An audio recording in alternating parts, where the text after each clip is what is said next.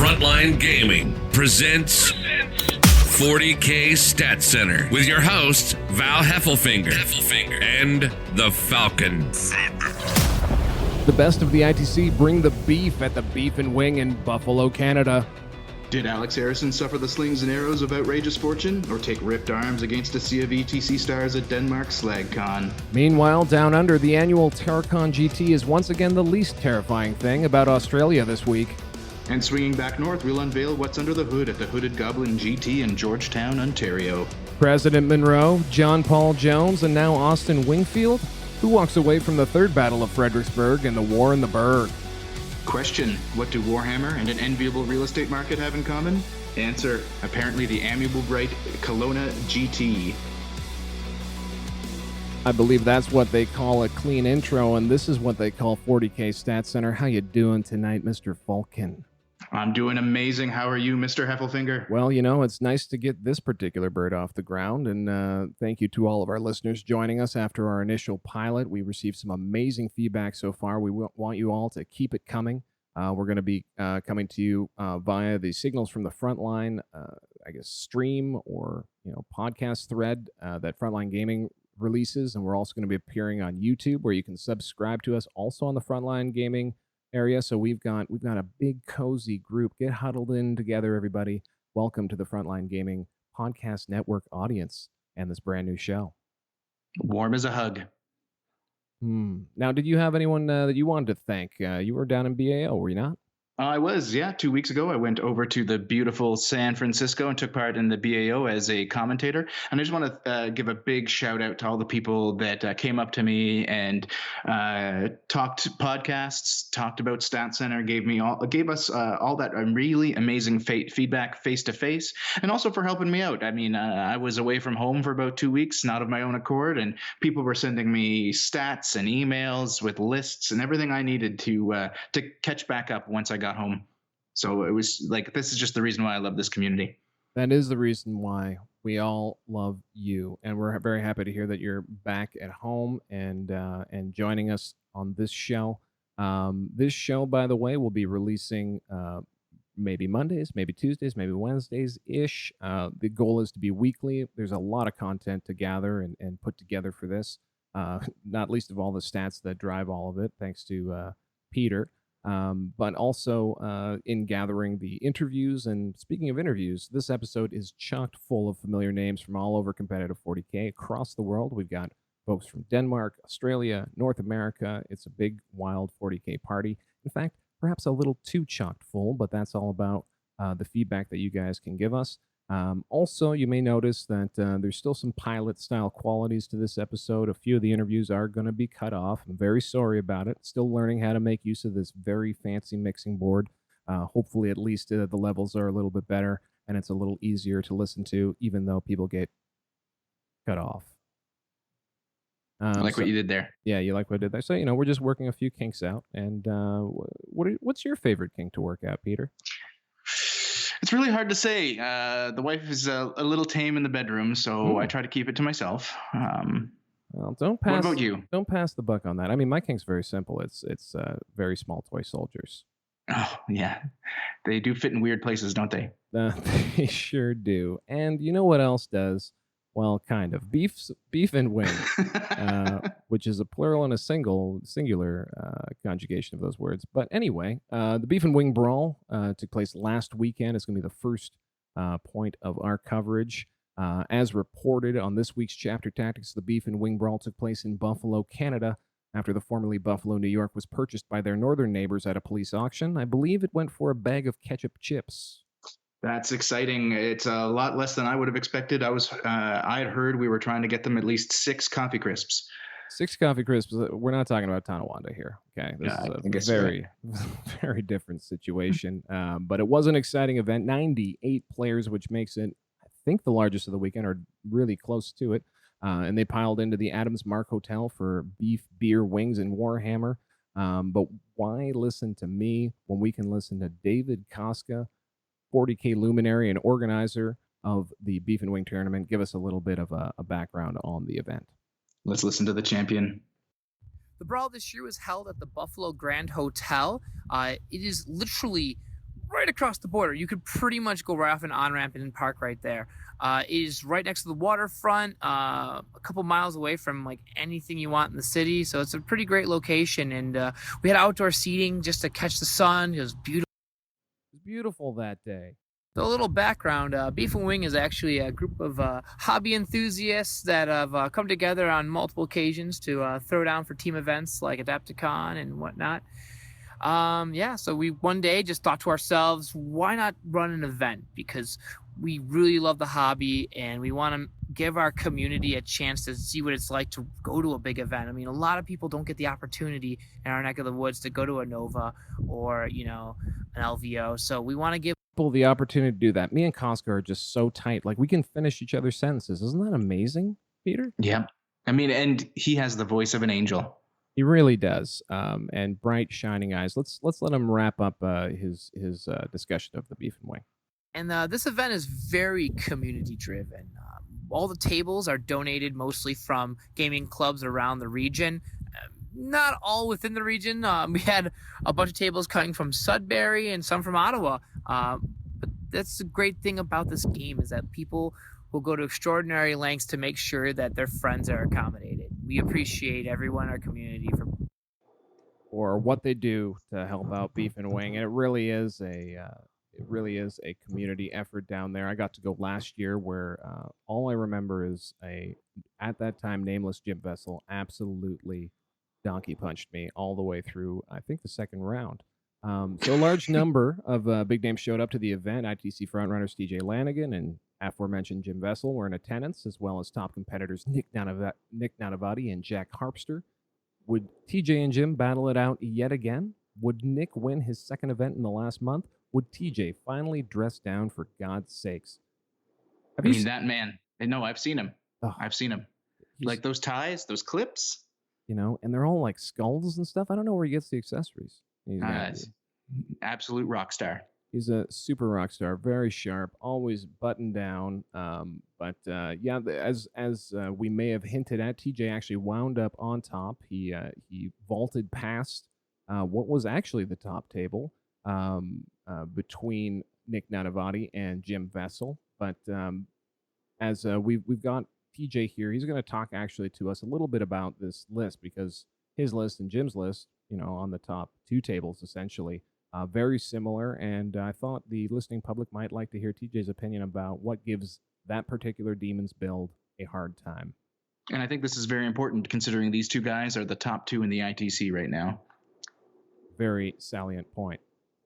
All right, so lists that give my list and Jim Vessel's list trouble.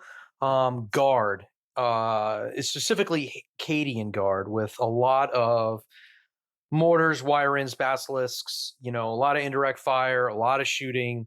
Cadian, because of Relic lost Cadia, you get overlapping fields of fire as well. You get revenge for Cadia. So a lot of +1s to hit, which, negate our minuses, and then just tons of firepower. It's a very tough match.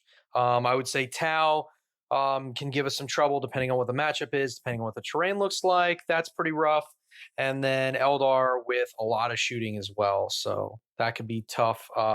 Lots of Wave Serpent spams, kind of negate our smites and things like that. So that's a pretty rough list as well. Now, correct me if I'm wrong, Peter, but I thought that people were strapping in 40K. And it sounds like TJ says that the best antidote to this list, which has been dominating, is firepower. How could it be possible that the meta is coming up so short against this thing so consistently? I think it's a very interesting question. One thing I will say, and we'll be talking a bit more about this on Chapter Tactics next week when we go over a kind of a post-fact stats review, is that people are starting to pack that firepower, but it's not yet quite the people that the household names that we've come to expect. Brandon Grant has started going full on Astra Militarum and has been doing very well.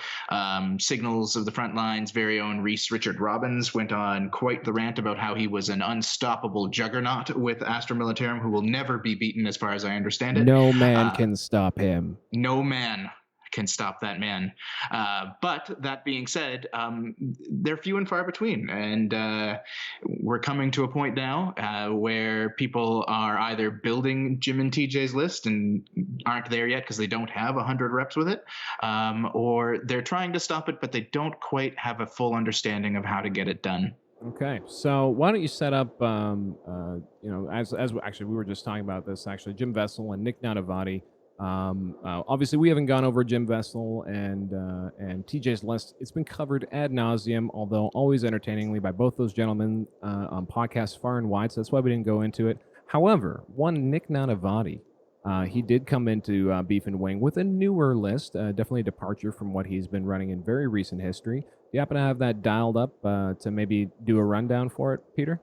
100% Val. So Nick Nanavati, he brought his new to him Muscle Beach Gene Stealer Cults list. He's run it a couple times recently in GTs. I believe he won a GT, if not last week, then the week before with it, and has placed very well in a couple other events with similar variations on it.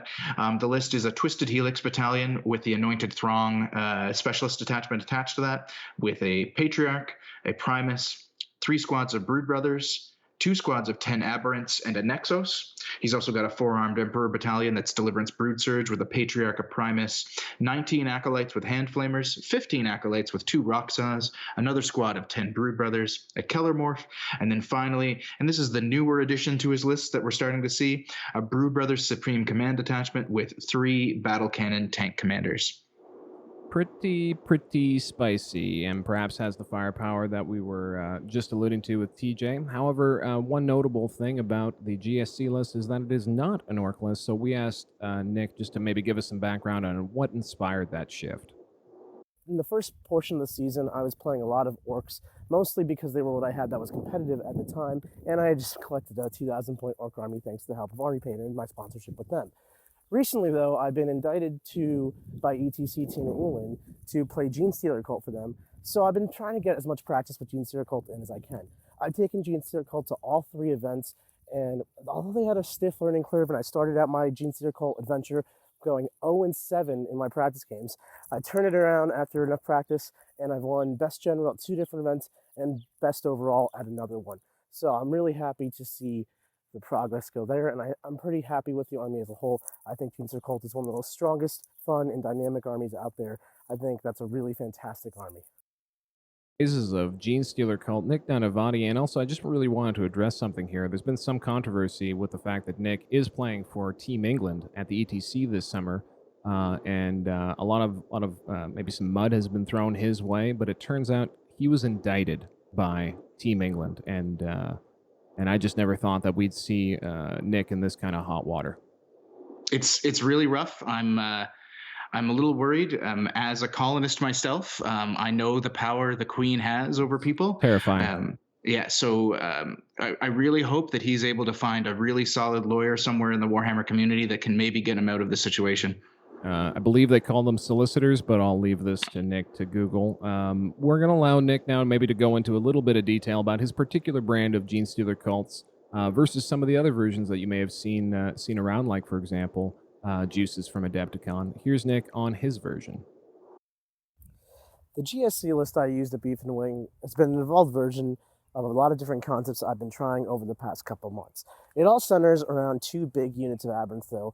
Every list I start basically starts as double battalion with 20 Aberrants. I've contemplated tons of different ideas between triple GSC battalions, which I used at 2 previous GTs, some NIDs with Swarmly and Stealers, Zoanthropes even, and this time at Beef and Wing I used Tank Commanders. I'm not sure what the best way to finish the list is off yet, and I don't even know what the best way to complement it is. Everything I try keeps on working, so I guess it's a good problem to have. But at the same time, I am trying to optimize my list for various different formats, ETC, ATC, Nova, etc. And it's kind of hard when everything keeps working. So, like I said, it's a good problem to have, but I'm not really sure what direction.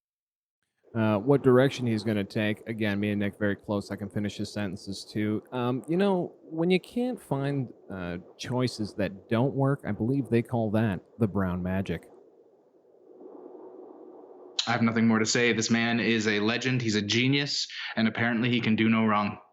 except for in the eyes of the Queen. Now, he got to the, as we were mentioning, top table versus Jim Vessel, and there were some odd reports coming out of the interwebs, the deep dark web, if you will, regarding this. Is there anything that you could do to bring us up to speed with this slander? So yeah, Val. I mean, like, I don't know what to say. I've been hearing reports from a source that there was some collusion going on in that game, like that Jim and Nick were trying to get a draw. I'm not quite sure. Now, correct me if I'm wrong, but how many undefeated players were there? Well, going into round 5, there were 6 undefeated players. So really, it was anybody's game. So colluding would probably be the dumbest thing I've ever possibly heard of trying to do at that point. Oh, for sure, unless you really, really want third place. I mean, for all I know, maybe Beef and Wing gave handjobs for a third place prize, and I mean, everybody likes one of those. Well, it is Buffalo. Now, and you know, this is also maybe an alternate narrative here. You know, Nick and Jim, they win a lot. Maybe they just wanted TJ to get a little bit of a leg up. Oh, you know what? There you have it. I mean, it's all been solved. We can all go home. Now, you know what? Like, I'm not going to name anybody directly, but my source, we can call them Spiky B. I really don't think they have any idea. Given that the final score was 20-19 in Nick's favor, I think, like, for them to have cheated, Jim and Nick would have to be either really bad at math. I mean, it's very possible. Super Warhammer possible. really has nothing to do with numbers or probability, right? No. Why don't we swing over now for from the Nick Brown's mouth what actually happened on that at the time top table? In my last round at the Beef and Wing GT, I was playing against Jim Vessel. Jim and I had been 1-1 in our previous games. I played him at the Nova Open back in August and won handily, and then I played him at the CTC after he's been winning a whole bunch of GTs himself and narrowly lost by 1 point. So this was my chance to settle a score and get the tiebreaker round. Jim and I were playing on the final table. However, there were other undefeated players as well because it was a 100-person battle point tournament with only 5 rounds. So I was the race for first place was pretty close. Jim had me by 2 points, and I was in second ahead of TJ, who was in third by 3 points. Jim and I played a very cagey close game, as our games tend to go, and I narrowly won by just 1 point. However, TJ, on the table right next to us, demolished a Custodes player, scoring 41 out of a possible 42 points, and jumping miles ahead into first place, which would have, of course, taken him right in the lead.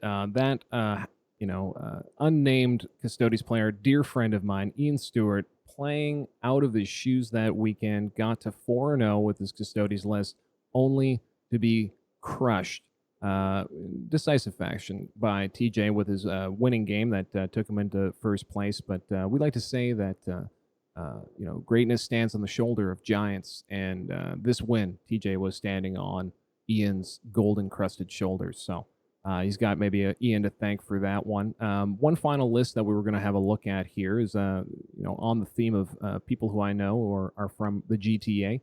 We're going to take a look at Tim Dietliff's list. Why don't you cue that one up and read it on through? Sure. So first off, for everybody that isn't aware, Tim Dietliff's is a national treasure, right up there with Jim Vessel. I believe his face is on our $2 coin. Anyway, he brought a Ulthway battalion with Eldrad Ulthwan, a Warlock, 2 squads of 20 Guardian Defenders with scatter laser platforms, a squad of 5 Rangers, 3 Night Spinners, which have kind of started to become ubiquitous for alternate Eldar builds, we'll call them. He also had a Harlequins battalion that was mixed. He had a Shadowseer, a Troop Master, 3 squads of troops, which is, I believe, the spicier element to the list, 1 squad of 10 and 2 squad of 5. All of these, by the way, were Frozen Stars. He then included a Death Jester with the Dreaming Shadow tactic because of that beautiful relic Curtain Fall. And he had a Drukhari Cult of the Cursed Blade battalion with 2 Succubi and 2 squads of 15 Witches, along with a last 5-man squad of them Witches. Thank you very much for that beautiful cold read. So Tim is a member of Team Canada, our ETC team this year. You'll hear his name again in the future, and we're just going to let him talk a little bit about his list here before we move on to the next event. The special part of my list that I found people didn't really know what they did was the entire Harlequin detachment. A lot of people didn't realize how good the Death Jester is at sniping characters, or how much damage the big Harlequin unit can do, and how surprisingly durable I can make them. And Harlequins have a ton of very good one command point stratagems, and in the list I had 18, so I was really capable to take advantage of all of them. And the Harlequins proved to be very useful for killing vehicles and going behind screens and killing characters, like I said before. And they just mulched Demon Princes, vehicles, helped with knights. They are my MVP for sure. Thank you, Timmy, for that in-depth analysis. You can, of course, take a look at all of these lists on 40kstats.com under the top force section of that website. Super handy. And we're going to move it on now from Buffalo, probably Ontario, maybe Western New York, Canada. We move to the other side of the Atlantic Ocean for our next event near the former Viking fortress of Slagcon, Denmark. A pleasant 1-hour drive from Copenhagen, Slagcon, a 67-person event, was the largest Warhammer tournament ever to take place in Denmark, running slightly modified ETC scoring, and it was filled with players from around the European meta. We have actually some introduction clips from Anders, who's the head TO of the event, and he's a cool guy. Why don't we let him talk about his event a little bit? Hi, my name is Sander. I am the event organizer of Slagcon in Denmark. Our event has been around for 5 years, the last 3 years GT, and this time we went from only a 40k tournament to hosting a lot of games, Age of Sigmar, Warhammer Horde, and we also had a doubles in 40k, and we also had 9th Age and Horse Heresy. My goal with this event is to make 100 players GT for the 40k and of course other games as well, but our main event is 40k. Slagcon is held in a little town an hour outside Copenhagen in Denmark. We strive to have a cozy, friendly and yet hardcore tournament scene with playing Warhammer during the day and drinking hard during the late evening and night. The last we do very well. One of our sponsors is Bitter, a 50% alcoholic bitter, strong, deadly, and we love it. Next up, he's actually just going to run down some of the international players and folks who came in from outside of Denmark to play in the event. So Val, before you cut to that clip, I just need to ask, did he say they were sponsored by Bitter, a 50% beer? Yes, 5-0? Yeah, that's for real. They take it seriously. It seems like this was maybe mostly a drinking tournament of some kind, but they took that part at least as seriously as the 40K. Now, I'm going to say, like, you and I are both Canadian. We understand the drinking needs of a community, but 50%, did any of them die? It didn't sound like there were any casualties. Maybe some of the foreigners had a rough go of it. I do, however, like the trend of a 40K tournament with an official booze sponsor. I mean, that if there is money to be made by any outside influencers, I'd say alcohol companies would be the first in line. That all being said, the 50% beer was an attraction, as was the high level of competitive play. Anders is going to go over some of the top players that were attracted to the event. Some of the Danish Gaia veterans at the Danish ETC team were also predicted to finish at the top, as they came second in the ETC last year. Thomas Donslund, the Danish captain, Aslak, also a Danish veteran, we had our bets on, but a debutant on the Danish ETC team won the GT. His name is Rune Kappel, so watch out for him in the future. He's a very competent player. One German in particular, Simon Erding, were predicted to win it all. Along with our big surprise, Alex Harrison, he decided to come to both the Invitational and the GT. He won the Invitational and came second in the GT. He's the biggest 40k player we had at the tournament, and a very nice guy. There you have it. Anders has it here on the record. Alex Harrison, a very nice guy, and we've got some clips from him coming up, and I think you'll all agree. Why don't we hit at least Rune's list before we do a quick interview with him with what he has to say about it. Do you happen to have that one dialed up? For sure. So Rune Capel, he brought an Astra Militarum Acadian battalion with the Emperor's Fist Tank Company Specialist Detachment. He had 3 tank commanders, all with battle cannons, 3 infantry squads, 10 Bullgrin, a Ministorum Priest, 2 Astropaths, and then another battalion, also Cadian, with 2 company commanders, 3 infantry squads, and 3 mortar squads, 3 times 3 mortar squads, although one of them he replaced a mortar with a missile launcher. And then finally he had a Blood Angels battalion with 2 of the ever-popular Smash Captains, an 8-man intercessor squad, and then 2 5-man scout squads.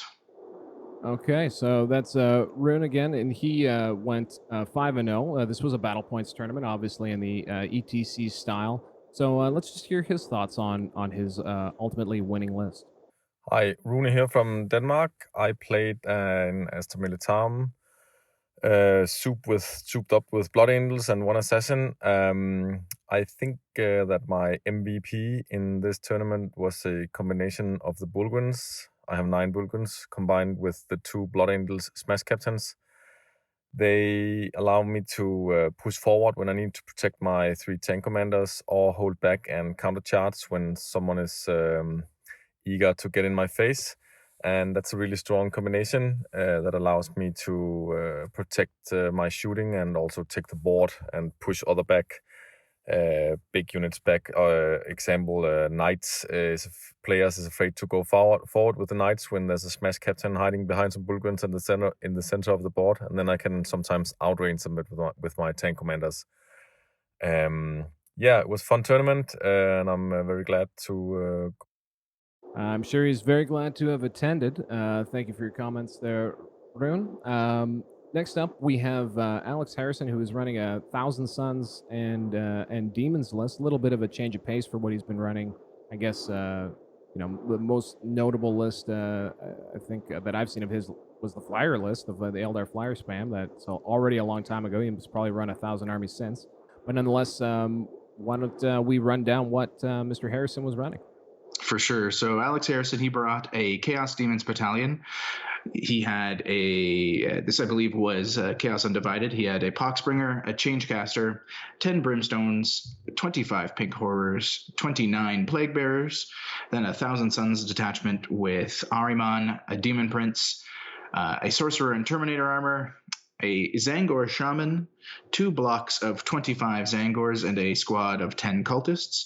And he tied it all up with a Supreme Command detachment with the Soulforged Pack Specialist detachment out of Vigilus Ablaze.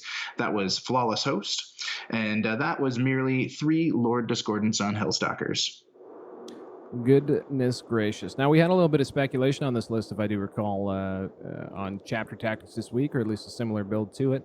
So why don't we go to the Harrison's mouth and actually hear his thoughts on this particular list build. I wouldn't say there's anything special about my list. I mean, if people are looking at it, you can kind of notice the fundamentals of the list, which people have been seeing around the world for the last sort of 2 years now. I mean, everyone's been raving about Jim Vessel's list, but this has been in the ETC, as some people might know, for a while now, the sort of Demon Thousand Suns mix, and it is a very strong list. But recently, because of all the nerfs to other armies, it's become a lot stronger. The biggest twist in the list, I guess, is the 3 Lord Discordants. Now, they've obviously just come out, so not many people have had a chance to play test against them or with them. But I had 3 models, and I put them in, and Jesus, they're awesome. Especially the Flawless Host ones. They get so many attacks. They're really fast. With the Soulforge pack, they move minimum 28 inches plus 2d6 advance if you use the strat. Because of warp time, obviously, that's how you get in the 28 inches. So they catch a lot of people off guard, and they hit like a truck. One final point, the important thing about the list and how it works will definitely be terrain. It doesn't work on an empty board, and luckily Slagcon had some amazing terrain. Not just the terrain, but the boards all had game mats on them. So the whole tournament was really enjoyable. It was really well run, and I definitely recommend it to all the Europeans who are thinking of traveling locally, or even the Americans and Australians who fancy coming over for a big tournament. This tournament's going to get bigger, and it's already drawing in big crowds of really top tier players. So it's definitely going to be one to watch out for. The MVP in my army is either going to be the Tangors or the Lord Discordants. Both put so much pressure on your opponent, either via Deep Strike or redeploy with a Dark Matter Crystal, or the speed in which the Lord Discordants can go. I mean, those Lord Discordants were killing knights like they were nothing. They were killing Bullgrins. They were just anything they hit with all the buffs that they can get from the psychic powers was amazing. However, the Tangors were giving me the pressure on objectives, were charging and wrapping units. So they both worked well together, I'd say, because it's giving you a different threat on each side of the board. But it's key on how you use them. You don't throw them in early. My Lord Discordant sometimes weren't being warp timed forward until like turn 3, after the Tangors had cleared the screen. So you got to be quite careful with the list. It's not a point and click army. I think certainly not. But as he was saying, an archetype that we're definitely starting to see. Do you have any more thoughts based on other lists that you may have seen out in the meta? Yes, so the Flawless Host Triple Lord Discordant list is something that is showing up more and more, and it's doing very well. The last report I had gone through, it was sitting at about a 57% win rate, and that is with several players, like Alex was mentioning, it's new to the meta, so people are having a hard time trying to figure it out. Still, a lot of players use it as a bullet, and they'll send it in, and they just die right away. You could see that if you watch the BAO clip with Don Houston versus Jeff Robinson. And this is not to say that Don doesn't know how to play Lord Discordance. He obviously does. He was in a bit of a rush. But it's definitely a devastating list in the right hands. And I'm seeing a lot of 4-1s and several 5-0s now using this triple Lord Discordant combo. Yeah, absolutely. Alex, of course, wound up 4-1. We also had he actually lost in the GT to the player that he beat on the final table to win the Invitational. But we also had Simon Erding with the Tau Empire and Christopher Nyrup with Adeptus Sororitas, which is covered on Chapter Tactics this week if you wanted to have a look. Anything more you have to say about this event over in Denmark? No, I'm really excited and really happy to hear that they managed to pull off such a major, large event. And I've always wanted to go to Denmark. So you guys over there, if you're listening and you want to pitch a ticket for this lonely guy in the Arctic of Canada, I'll definitely come over next year and give you guys a time. And I'll even drink myself to death if that's what it takes. You don't even have to change your sleeping patterns, the same latitude. You just sort of cruise along the parallel and you're right there. Why don't we give Anders the final word before we move on to the next event? But all in all, we had a very, very good tournament show, and as I said before, we have some good sponsors, and we like to drink, and we like to drink a lot, and it starts in some of the late games and goes on all night. I don't think you could sell a grand tournament in Denmark any better than that. So why don't we use that as a beautiful segue to another hard drinking part of the world, down under to Terracon. Yes, Terracon. Who would have thought that we'd have a week with 3 majors not even a year ago? From the frigid yet beautiful north, we move to this hellish terrorscape that is Australia, where 94 players from across the continent waged war on the table. It's the second largest competitive ITC Australian event of the year, and one of the oldest, clocking in well over the legal age of drinking in the US of A.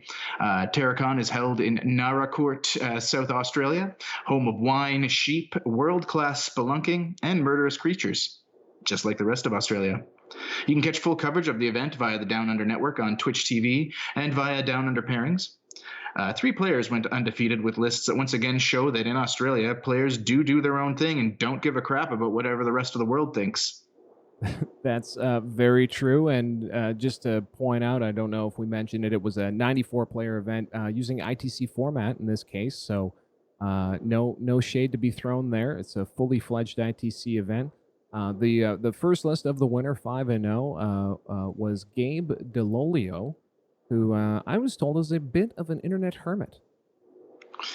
Yeah, from what I understand, he doesn't like to do interviews. When they asked to stream his game, he politely refused. So I don't even know if anyone knows what he really looks like. In Australia, politely refusing involves smashing a beer bottle on a table and threatening to cut someone's throat. But, it was the height of politeness as far as they were concerned. Do we want to hit up maybe this Drukhari list, see what was going on for Gabe? Sure. So Gabe Delolio, he ran a Cabal of the Obsidian Rose Battalion with 2 Archons, 1, 2, 3, 4 squads of Cabalite Warriors, 3 Venoms. He then had a Cabal of the Black Heart Detachment with an Archon, Drazar, another 4 squads of Cabalite Warriors, 3 Ravagers, and 3 Raiders, and then finally an Ally Talk Air Wing with 3 Crimson Hunter Exarchs. Sounds delightful. I'll give him a kudo, though, at least for Drazar. Yeah, I've never actually seen that in a competitive list. I was quite excited by the prospect. These wacky Australians, they can get away with all kinds of stuff. They can even run Grey Knights and win. They can even run Grey Knights and win. So no commentary, unfortunately, from the top spot, but no surprises here that not only did that list go undefeated, but got the most amount of battle points throughout the course of the event, winding up tied with obviously the other top place finishers. Second place, though, we will have a hilarious comment from this fella, Michael Hamilton, running Tau. He was running a Spearhead detachment headquartered by Long Strike, along with fast attack of 8 shield drones. In the heavy support, we had Long Strike's good buddies, the 2 Hammerhead gunships, rocking the ion cannon, and a unit of 3 broadsides with the high yield missile pod and advanced targeting system is their upgrade. Then there was another Vanguard detachment HQ'd by Commander Shadowsun, no surprise, with a command link drone. Nice little piece of tech there. Our little friend Dayak Grek, the best 20-point elite model in the business, 2 Riptide battle suits, both with advanced targeting systems and velocity trackers. And then in the fast attack there, we had another 18 shield drones. And then finally rounding it all out, we had another Vanguard detachment, so no battalions. And this is, of course, this is a Tau Sept, led by an Ethereal and 3 Firesight Marksmen. I gotta assume that's a typo. I don't know what you think, Peter, because that's usually a Sasea Sept. Yeah, you know what? I would say that you're probably right, but who knows? I have seen some commentary lately from people that have decided to go full on Tau. I'm not sure what the benefits are in this list, but maybe you never know. You know what? You just can't underestimate the crazy. Let's listen to this player, Mr. Michael Hamilton, discussing his use of Tau. I don't believe there was anything particularly special about my list. It's kind of just your standard Tau gunline.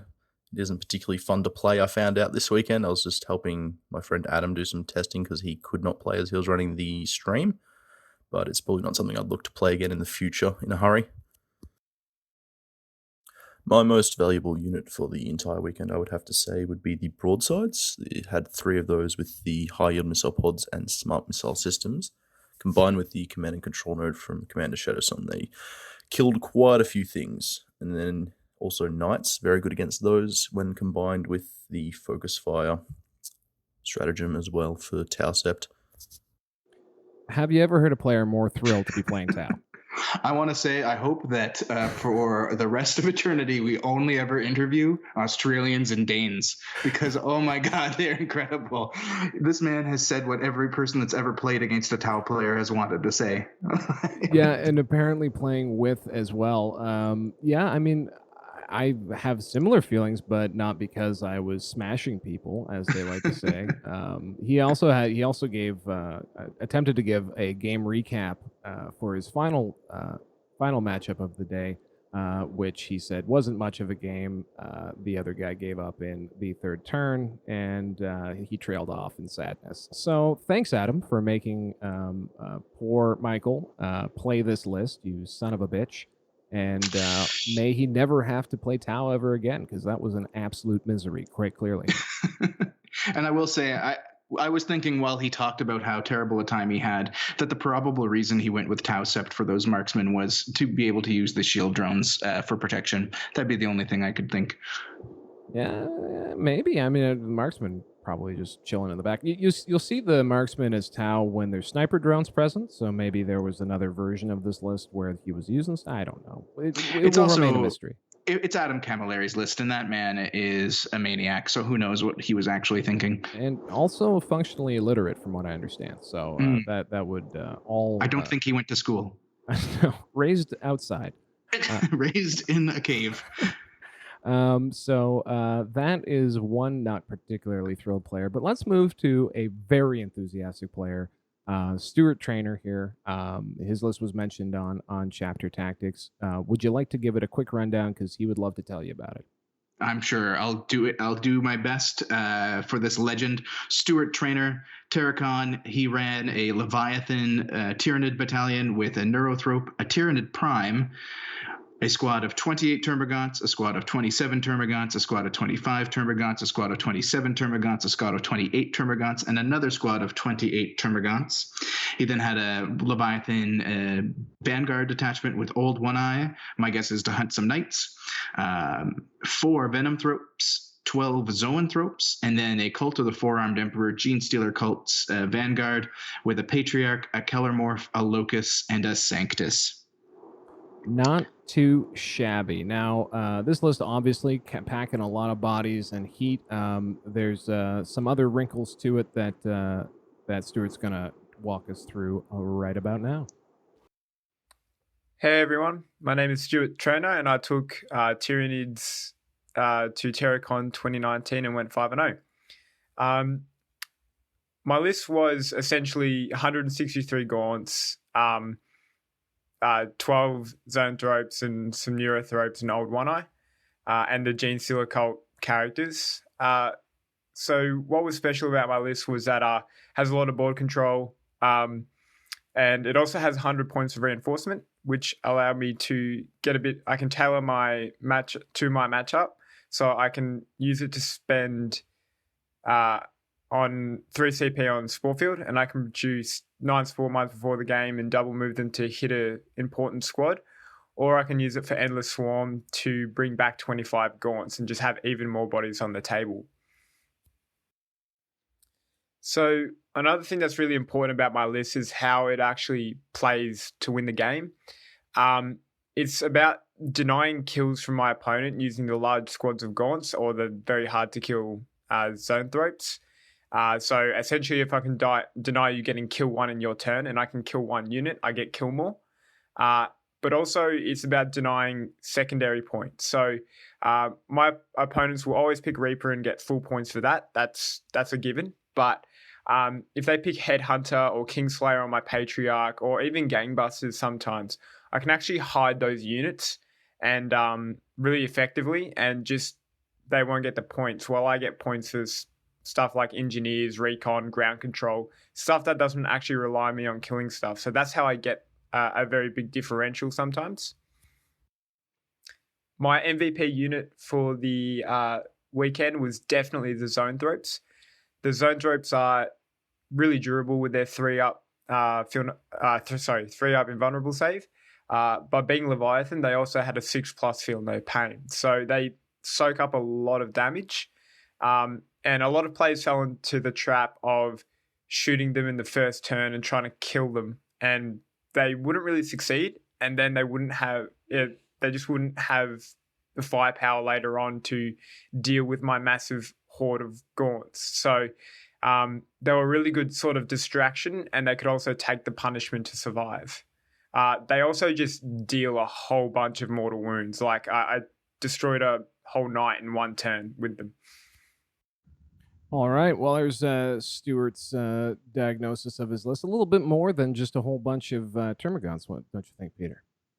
It is, and it's very fascinating when you hear people like this go over the intricate details of their lists and how they function. I'm always excited to hear like a new perspective on lists that we don't see as much here on this side of the ocean. Yeah, I think we did see this archetype, at least as far as the lots of Termagants are concerned, out at their big one, CanCon, if I'm not mistaken. For sure, and I believe Darren Jack has run it in Canada a couple of times as well. In fact, I believe he won a tournament or 2 last year with essentially this list with a few modifications. So it is around, and it does perform. Very good. Okay, so rounding it out now, we do have a fourth place contestant, a pretty familiar looking list. Do you want to run this one down real quick just to make sure the Aussies get their full shake? Sure. So in fourth place, we have Jared Brehot. I apologize, Jared, for massacring your name. He ran a Chaos Demons Nurgle battalion with a Demon Prince of Nurgle with a separating plate, a Poxbringer, 2 squads of 3 Nurglings, a 27 Plague Bearer Man squad. He then had a Supreme Command attachment, 1,000 Suns with Ahriman on a disc, Demon Prince of Tzeentch, and 2 Exalted Sorcerers on discs. And he topped it all off with that Chaos Undivided Demon Battalion of a Khorne Demon Prince with wings, a Flux Master, 25 Bloodletters, and then a squad of 20 Pink Horrors and a squad of 10 Brimstones with 145 reinforcement points to spare. Not too shabby. Another list featuring reinforcement points. Let's hear what he had to say about his list. The two things that are probably worth pointing out are that the list does have an extra 245 points reserved for summoning, which was enough to summon 20 lesser demons of any type, or against certain matchups. I could summon other things against Tyranids. I was able to summon Flamers, for example. As well as the summoning points, it's probably worth pointing out that the Demon Prince in the 1st Demons Battalion is actually a Demon Prince taken from the Death Guard Codex, so it is a mixed detachment and therefore doesn't get MVP for me over the weekend was the Death Guard Demon Prince with the separating plate relic. So the relic does a mortal wound back on a 4-up every time you pass a save. And this is probably a model that's not typically seen in this list archetype. The list archetype obviously is becoming quite common, but this is a bit of a tech choice that I included to help me against Orc matchups. During the weekend, I didn't play any Orcs, but it was really good against Gene Stealers and other Plague Bearer units also. All right, again, sorry guys for again having these clips cut off. Again, it's something we'll get straight, but thank you very much for running down your list. And Valcon, any final closing thoughts on Terracon? No, I'm absolutely terrified of everything in Australia, and I hope to visit there next year. I hope to never go there. And now, from the 3 majors, we move to the 3 GTs that rounded out our event. GTs used to be known as very large tournaments. This weekend, first up, we have the Hooded Goblin GT right in my own backyard, a 37-player ITC event in Georgetown, actual Ontario, Canada, run by Cody Brown and the folks at the Hooded Goblin game store, which is a fantastic game store if you're ever in the area. This is a 6-round event, so that's actually an intriguing thing, and had a number of top quality players in attendance, actually, including our eventual top 3, Ridvan, Josh Death, and Dustin Henshaw, member of the ETC Team Canada, along with Ridvan. This was an event running at the exact same time as Beef and Wing, which is maybe an hour and a half from Georgetown, not far away, and you got another 37 players. So 140 players, give or take, playing in basically the same neck of the woods. Pretty cool stuff. First up, we have no surprise, in top spot, Ridvan, aka Scotty from Scardcast. He was running a Drukari list. Do you want to cue that one up? For sure. So Ridvan Martinez came in with a Cabal the Blackheart Spearhead detachment with an Archon, 3 Ravagers, all with Night Shields, 1 with a Shock Prow, and then 2 Razorwing Jet Fighters, all with Dizzy Cannons, as they like to say in Australia. He then had a Cult of the Cursed Blade battalion with 2 Succubi, and then 3 squads of 5 Witches, 2 of them with Shard Nets and Impalers, 1 with Hydra Gauntlets. And then he had a Cabal of the Flayed Skull battalion with 2 Archons, 1, 2, 3, 4, 5, 6 squads of 5 Cabalite Warriors. 2 4-man squads of Mandrakes, and then 6 Venoms and a Raider. And 6 Venoms and a Raider. He likes the crafty little Venoms and things. Scary kept it brief, but he did take the time to let us know about his list as well. Something special about my list. Lots of Venoms, lots of speed. It gives up points, but with the maneuverability of a list, you can really make up for shortcomings in your deployment or playstyle by being able to maneuver into the proper place at the right time. That's one of the benefits of playing a fast, speedy army. You can sort of make mistakes and then count on the maneuverability of the army to jump. My MVP unit this weekend were my 2 units of 5 mandrakes. They performed every single time in every single game that I had. Oh, it's too bad. He did go a little bit more into detail about his mandrakes. A snowflake choice shared by fellow Mexican Lawrence Baker of Chapter Tactics. What did you think about the list? I thought it was kind of neat. That was a cool little wrinkle, one I know that he's been using a little bit with the mandrakes. For sure, and I'm super glad that Lawrence Baker has joined the Chapter Tactics team. But aside from that, no, this is a fantastic list. I've seen this archetype a few times and it's becoming more and more popular. It is actually, after the change to Doom and Jinx, it has kind of become the new Drukhari archetype with a lot of Cabal of the Flayed Skull Venoms. The Mandrakes are definitely Ascari's pièce de la résistance, we can call it. It's his little added taste to the list. But it's definitely performing very well in the competitive scene, and I expect we'll see more and more of it, so long as people keep trying to bring either these massed hordes or these relatively slower moving tank lists that we're starting to see more and more of. Yeah, fantastic. And as you probably heard Pablo talking about on Tabletop Tactics this week, Josh Death brought a list with some interesting tech components in it. Let's just very quickly, I'm going to try and quickly run this one down. It was a battalion, the Crimson Fist Chapter Tactics selection with the Indomitus Crusaders Vigilus Detachment bonus thing. The HQs were a Librarian of Phobos Armor. You had Mr. Pedro Cantor, everyone's favorite. Under troops, you had 3 Intercessor squads, 2 of them 10-man, 1 of them a 5-man. And then you had another battalion detachment. This one is Imperial Fists and is using the Imperial Fist Siegebreaker cohort from Vigilus. It's comprised of a captain with a mastercrafted bolt gun, a librarian with the Spartian. Yes, a relic Stormbolter. A relic Stormbolter, just for that extra sauce. And then in troops, we had 2 minimum units of scouts with sniper rifles, a tactical squad, and under the elites, an apothecary. Under heavy support, the Devastator Centurions that we heard a bunch about with Hurricane Bolters and 2 heavy bolters. A lot of DACA going on there. And then here's the pièce de la résistance in this particular list, the Drop Pod. Delightful. Mwah.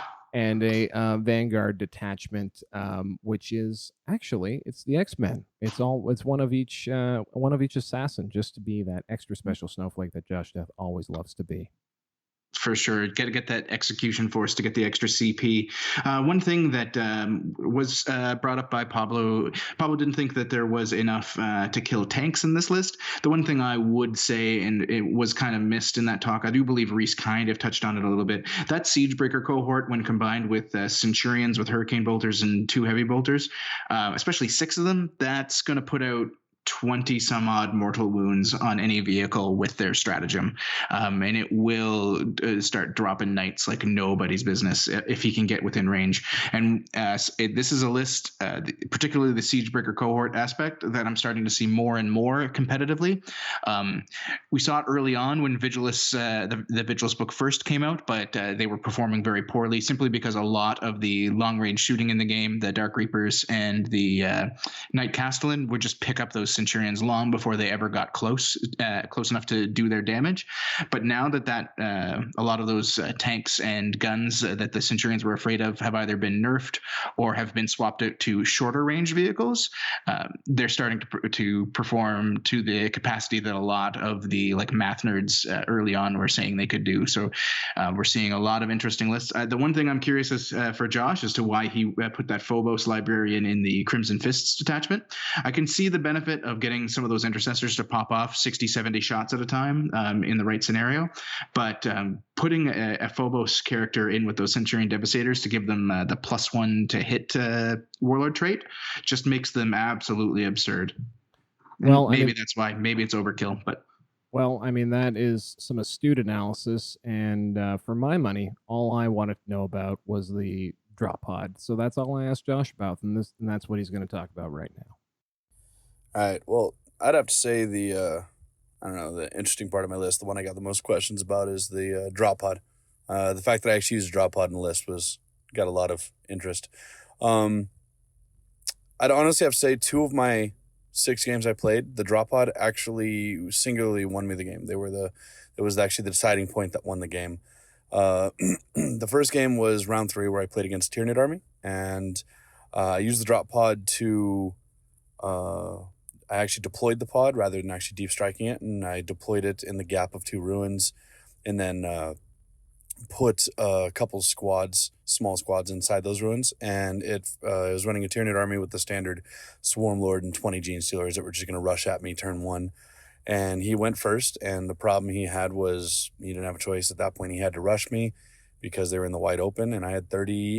Right, so he, again with the cutoff, put a nickel in the cutoff jar for me, Peter. Apologies, but there you go, Josh Death with his drop pod tech. Did it blow your mind as much as you thought it might have? I think if I'd heard the rest of the story, it probably would have, but no, it's exactly what I expected. There was some initial joking and talking about, the large footprint after the FAQ that a drop pod can take up. Now that the feet down count towards its footprint. Mm-hmm. So hearing him say that he was able to, block out such a large piece of terrain, and my guess is funnel all those Gene Stealers into that drop pod since they had nowhere else to go, so that they became a shooting gallery later. It doesn't surprise me at all. Absolutely. Now, rounding it out, also at 5-1 for our coverage of the Hooded Goblin is Dustin Henshaw with a Gene Stealer cult list. What were some of the big differences between his and what we saw Nick Nanavati running? This looks a little bit more like what we've been seeing from Gene Stealer cults lately. Yeah, I would say this is very similar to what you're seeing kind of worldwide. Nick's list has definitely been copied after his first win. The last couple of weeks, I've been seeing more and more of these Muscle Beach lists come out. But this Dustin Henshaw Gene Stealer cult list is definitely more the norm. So he ran a mixed brigade with a Jackal Alphys, the Rusted Claw variety, a Magus of Bladed Cog variety, and a Primus of the Four-Armed Emperor, because apparently he has spelling issues. He had 19 Acolyte hybrids with Hand Flamers, 1, 2, 3, 4, 5 Brood Brother squads, a Clamavis, a Nexus, a Sanctus, and then 1, 2, 3 squads of Adeline Jackals, 2 of them running full demolition charges. And by the way, these are the minimum 4-man squads. And one of them was just plain Jane shotguns and knives. He then had 3 3-man Brood Brothers mortar teams, and a Tyranid, a Gene Stealer cult detachment, Cult of the Four-Armed Emperor. This is Deliverance Brood Surge for you. An Acolyte Icon Ward, a Patriarch, 1, 2, 3 Acolyte hybrid squads, 2 of them with max Roxas, and 1 just the minimum 5-man Jiggery-Doo. And finally, he had a Hive Fleet Kraken battalion with 2 Broodlords and 3 Ripper Swarms. He also managed to tie it up with 126 points in reserves. Yeah, you don't often see someone with the balls to bring a Jiggery-Doo to a tournament. I'm pretty impressed by that. It's mostly a New Zealand thing. If you look at the ANZ tournament scene, full of Jiggery-Doos and all other varieties. It's the Jiggery-Doo meta. So why don't we go to Dusty? By the way, host of a great podcast that snuck up on me. He's got like 30 episodes. It's called Stud or Scrub. It's about him and his pal competing to be on the Canadian ETC team. Spoiler alert, one of them made it, and he's going to tell us about his list right now. Favorite part about my list is the 126 points of summoning. It gives me the versatility to summon exactly what I need when I need it. The 126 is carefully calculated for several different combos or options for any situation I could think of. It could be 2 Calamorphs, it could be a Roxas squad, it could even be a small 5-man Acolyte squad in conjunction with the Spore Field, like a 9-man Spore Field to get a nice big Alpha Strike on, something in front of the lines there that usually dies to 9 mortal wounds. The 20-man Acolyte Flavor Squad and Bladed Cog was definitely my MVP, and it usually is in most of my games and tournaments that I bring it to. It was game-changing in almost every single game. being able to come in within just outside of 3 inches and drop 20d6, even though they're strength 3, they're auto hitting, and because of the bladed cog warlord trait, they're re-rolling their wounds. They almost wiped out a unit of grotesques. They wipe out any screen that's in front of them. They are devastating. Dustin going to bat for the hand flamers. A lot of people calling that maybe not something to chase down the rabbit hole. He's definitely getting some work out of it. And I really think that Dustin and Stuart Trainer should meet up and have drinks sometime, because they both sound like very excited people about Tyranids and Gene Stealer cults. Dustin loves him some Warhammer, and again, has a great podcast if you ever want to give it a listen. I've been getting into it lately. I want to give a little honorable mention here. We won't go through the entire list in detail, but this is a local tyrant in our local meta, Devin Swan. He wound up with the 4th place. He showed in the tournament. He was running a Tau list that was more focused on mechanized choices. He was running Sunshark bombers, the Hammerhead gunships, the Skyrays, which you see, but you definitely don't see the Sunshark bombers. So I did ask him, why in God's green earth did you go this way? It's a very significant departure from anything we've seen, and managed to go, I guess, 5-1 in a 6-round tournament. So he was 4-2, but still. Oh, sorry, 4-2. My mistake. Thank you. My fact checker is on the call. So so here's Devin. To some people, this might be a trigger warning if you've ever played against him.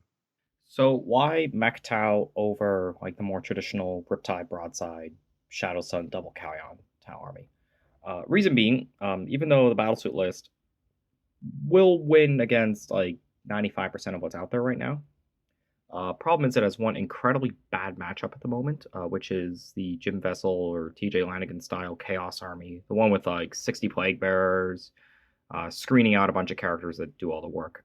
The reason why it's a bad matchup is because those battlesuits base hit on 4s, and Plague Bearers are very easy to stack negative to hit modifiers with. So like usually you'll see one unit at -2, the other unit at -1 with a 4 pinball, and even with 9 broadsides under Callion, even with everything possibly buffed up the way it should be, you kill like maybe 15 Plague Bearers a turn, and then he just walks up the board, smites you out of existence, sits on every objective, and just wins. I was hoping he'd go into a little more detail about why this list is a better choice. We'll have to tune in next week and find out. Do you have any guesses? Do you see where he's going with that? I mean, I guess there is a bit better, ballistic skill with the hammerheads, and certainly more marker lights available in this list. Sure. So he's got a lot of things going on here. One thing is the massive amount of seeker missiles. So he's running 8, 10, 12, 14. He's running a good 30 seeker missiles in this list. So combined with the marker light support, which he also has quite a bit of, he's capable of putting out a ton of mortal wounds. Not to mention those Sunshark bombers, while not exactly the best bang for your buck at 163 points, just like any flyer, they can easily snipe out a character if someone is poorly positioned. Not something you see a lot with the mass Nurgle spam lists, but a lot of those Nurgle lists, like TJ had talked about earlier, and which Jim has said, time and time again on podcasts, they require like excellent positioning and a lot of practice. So with them becoming more and more popular, people still trying to figure out that positioning. It's an actual easy way to win a game, to get a flyer into their face and snipe out a character that someone wasn't expecting because they didn't plan out for them. Fantastic. Well, thanks for that analysis. Why don't we flip it over to the Warren the Berg GT, just a bit south of here in Virginia. So Warren the Berg, it was set up by Davis Fry and the folks at the Hobbytown USA, 37-player event, and they used Nova missions.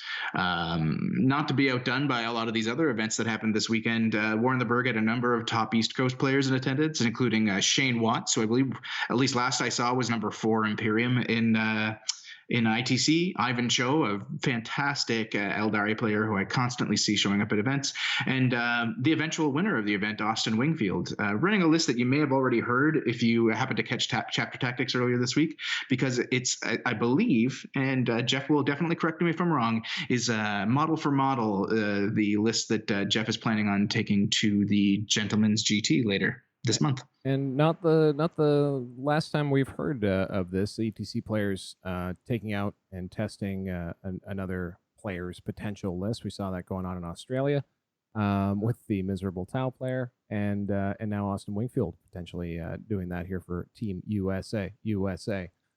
So why don't we? Austin has some hilariously short little sound bites on this. It was covered on Chapter Tactics. So why don't we just go straight to Austin and bring this puppy home? I think my type of chaos list is hyper aggressive, which is pretty special with Mortarion and 3 Discordants, but the anchor in the list is definitely the Epitome. Again, the Epitome, such an awesome model, really wins the hard games for me, so she's going to be the MVP for this tournament as well. There you have it. Some great insights on that. Anything that you think he might have missed? Well, a big thing that doesn't get talked about a lot is that Crimson Slaughter sorcerer that they've got in that list. That Crimson Slaughter, in case people don't know, in the Vigilus Ablaze book, they get a stratagem that they can pick a piece of terrain anywhere within 12 inches of a Crimson Slaughter model, and all enemy units within 3 inches or within that terrain itself suffer a -1 to hit penalty. So you combo that with the -1s to hit that you can get on with the Poxbringer on, say, Mortarion, and he is very hard to drop. So now you have a Mortarion that is being warp timed by Ahriman, that's getting buffed to no end by the Poxbringer, and himself flying into your face along with 3 28-inch moving Lord Discordants, and this contorted epitome that can it also just flies up the board, and you run into a lot of really ridiculous models with a shite ton of attacks in your face turn 1, and it's very hard to deal with, I imagine, and you're not going to be able to drop whatever is in your way because of all these -2s and -3s to hit on whatever's protecting those characters before they get there. I was fully zoned out until you said that all happens on turn 1, so I'll be reviewing everything you just said in closer detail going forward. Now, like Jeff had mentioned, it's not often what you're going to do. It really depends on your deployment. Yeah. I've watched a couple of games with not just Austin, but some others playing this list, or variations, I guess, thereof. And it's, you basically wait for your opening, and then you have 6 or 7 big characters with 12 to 20 attacks in your face within a round, and they probably started somewhere near their deployment zone when that happened. So. Fantastic. Well, congrats again to Austin. Always a showman. Austin is also in the podcast sphere, starting up with Sean Naden and none other than Stephen 4, a.k.a. Juice. They're running Team Battle Brothers, which is, I believe, a list consulting service and Facebook Circle Jerk that you can sign up to be a part of. And they are also starting a podcast, should be rolling out. I think their second episode has already aired. And they will be showing up in podcast feeds coming up real soon. Anything else you want to call to attention for the Battle of the Berg before we close out the show with our last GT? Well, the only thing I would like to say is I'm really disappointed that the Battle Brothers did decide to steal our voiceover guy for their opening. But, it is what it is. I don't think they knew there is like a 3-week wait to get this guy to do his voice for you. And I guess great minds think alike. From a combat perspective or from a game perspective, I would like to take a second to look at Mark Hertel's list. He came in 3rd at War in the Berg. This is his second big performance. He did win an event about 2 weeks ago as well with this exact same list. He had a Cult Mechanicus detachment battalion Styges with 2 Tech Priest Engineers, 15 Skitarii Rangers, 3 Dragoons, 3 Onager Dune Crawlers, and then a Imperial Fists, once again, Siegebreaker cohort Spearhead detachment this time, with the Captain and Phobos armor that I was talking about with the target priority, an Apothecary, 5 Centurions, a Land Raider Crusader, and a Thunderfire cannon. And then he rounded it up with a Cadian battalion with 2 company commanders, 30 infantry, a basilisk, and a wyvern. And so this list it's kind of similar to Josh Deaths and what it's trying to accomplish. It's got a lot of firepower in the back end. Those Sidonian Dragoons are fast as all get out. But the big thing, and probably what I imagine is what's doing most of his heavy lifting, is these 5 Centurions combined with that Captain and the Apothecary to bring them back if you manage to kill any of them. It's amazing. You know, Reese has been hoarsely going off about these Centurion Devastators for a very long period of time. I'm happy to see people finally listening to the Oracle of San Diego. He is a man of many wise words. From what I understand, never defeated in 40K. Never, at least not by any man. No man. No man can defeat him. No, just Daniel Jurek. And he is no man. He is, in fact, a Wawing orc. And speaking of orcs, we're swinging. No, that was Ben Jurek, but his wife is also a fantastic Eldari player. Oh my goodness!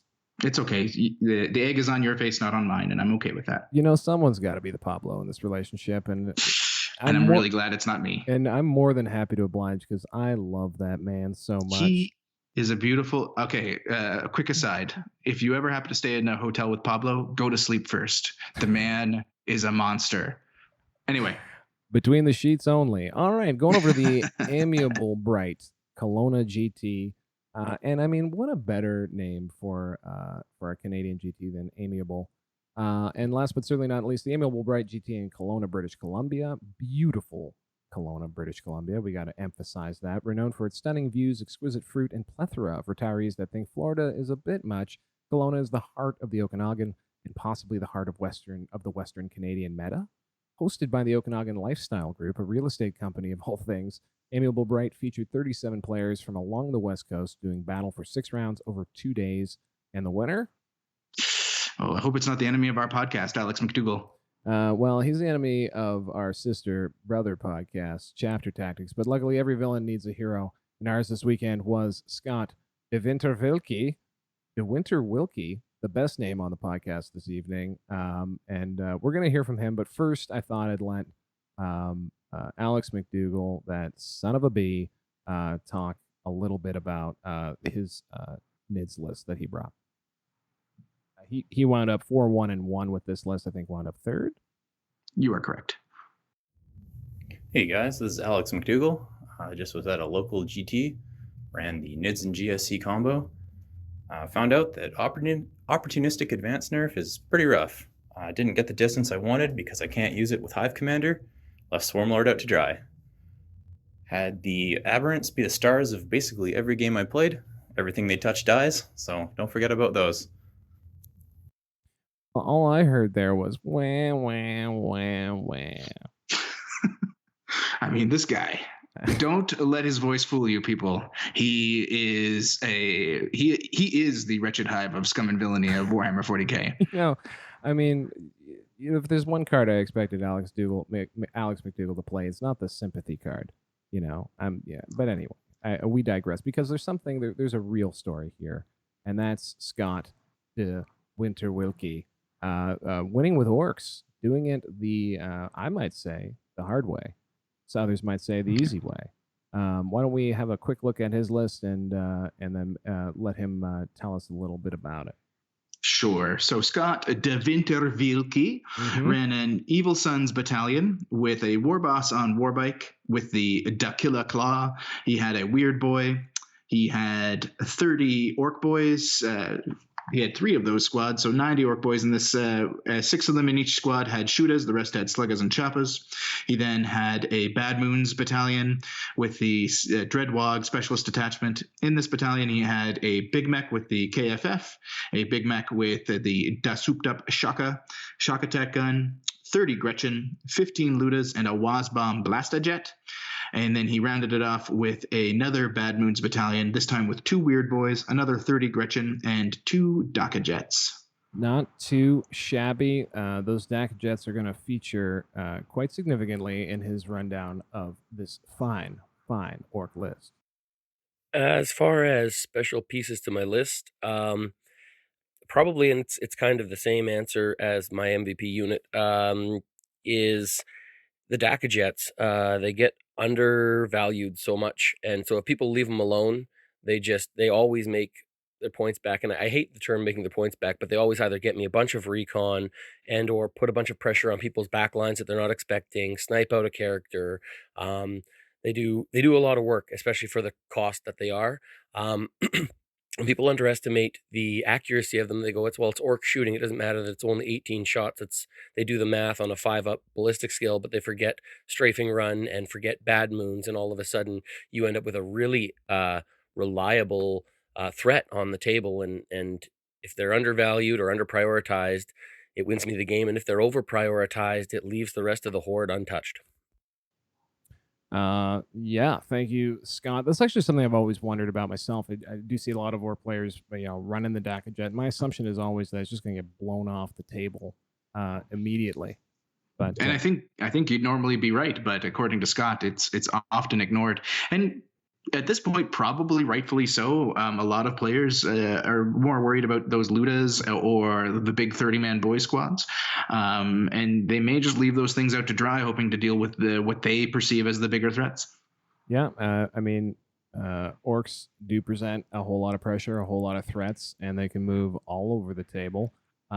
We've got two little quotes here just from his two little segments here just from his top table game, I do believe. So why don't we end our day of coverage with some more notes from Scott. Game 6 had to probably be the most important of the weekend, or important to the event. Playing JT McDowell, he's a good friend of mine, and I just had an excellent time with him. It was a lot of fun, and also because prior to that, I was 5-0, and I was so nervous going into Game 6, going, "Oh, now watch me flub this." So that, I think, was the most important one. So there you go. He did not flub it. As a matter of fact, of course, he sealed the deal in that final game and took it all home. And I think as a bonus, and Peter is probably gonna be upset about this, but as a special bonus for his excellent effort in running A, orcs, and B, sounding like just a great Canadian guy. We're going to let him plug a little event that he's running out in British Columbia.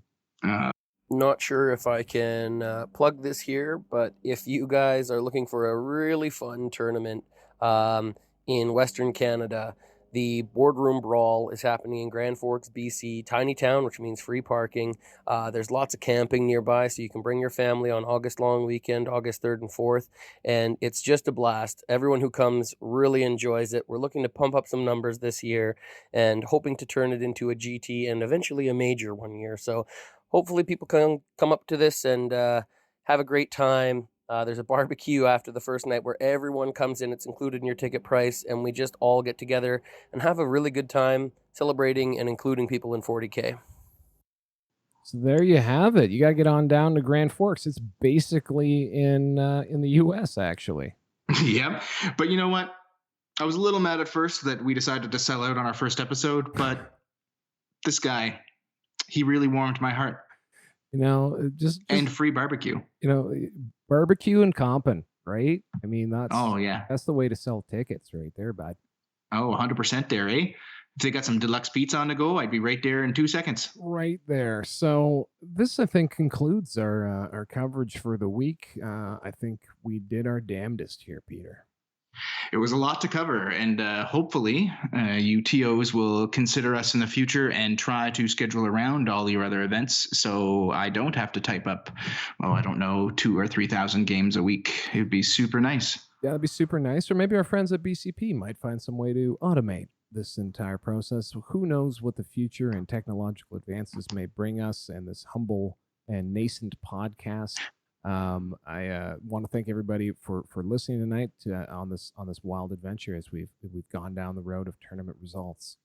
Yes, thanks again, everybody. And once again, we'll definitely fix up the couple little clip issues we've had, but I hope you had a good time listening to us. Like Val said, we'll be showing up sometime in a week, every week, Mondays, Tuesdays, or Wednesdays.